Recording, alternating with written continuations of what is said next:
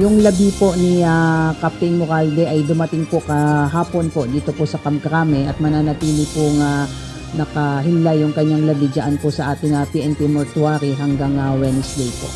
Nadala na sa Campo Crame ang mga labi ng pulis na nabaril sa Parang Maguindanao del Norte. Ayon kay Philippine National Police Public Information Office Chief Police Colonel Jean Fajardo, magtatagal ang burol ni Captain Roland Moralde sa Crame hanggang sa Miyerkules, May 8. Kaugnay nito, kinumpirma din ni Colonel Fajardo na nasampahan na ng kasong murder ang 5 suspect kabilang ang 2 pulis na nakita sa closed circuit television footage na bumabaril kay Moralde. Nakapagsampa na po tayo ng kasong murder laban po doon sa mga suspects na may kinalaman nga po doon sa pagbaril at pagpatay nga po kay Captain Mocalde at 2 po dyan sa nakasuhan ay 2 pulis po at kasalukuyan pa rin po silang nakadetine sa Maguindanao Municipal Police Station. Habang umuusad na rin sa Regional Internal Affairs Service ang administrative case na grave misconduct laban sa 2 police master sergeant. Hawak na din aniya ng ACG ang CCTV footage upang i-enhance ito at makilala kung sino sa 5 bumabaril ang 2 pulis.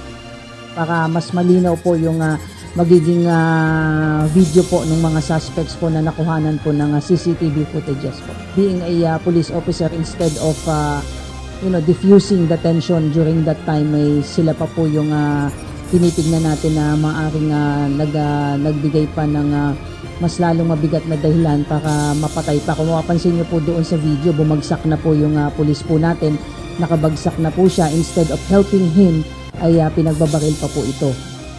Inalis na rin sa pwesto ang 4 na pulis na kasama ni Captain Moralde sa pagpapatrolya noong araw na mapatay ito.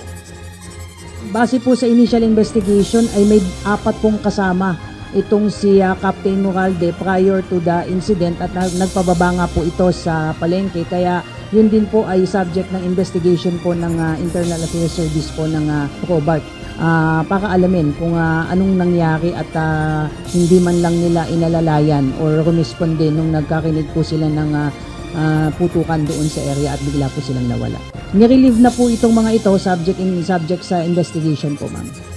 Una nang sinabi ni Colonel Fajardo na noong May 2, sinita ni Captain Moralde ang isang sibilyan sa palengke ng Parang Maguindanao dahil sa pagsusukbit ng baril. Ang simpleng paninita ay nauwi sa barilan na ikinamatay ng suspect. Dahil sugatan din si Captain Moralde, tumakbo ito para humingi ng saklolo. Subalit sa lugar ng suspect ito napunta, kaya't pinagtulungang barilin ng 5 kalalakihan na pawang mga kaanak ng suspect na kanyang napatay. Sa 5 suspect, 2 ang pulis. Leia Ilagan, UNTV, News and Rescue. Diyos ang aming sandigan, serbisyo publiko ang aming pinahahalagahan.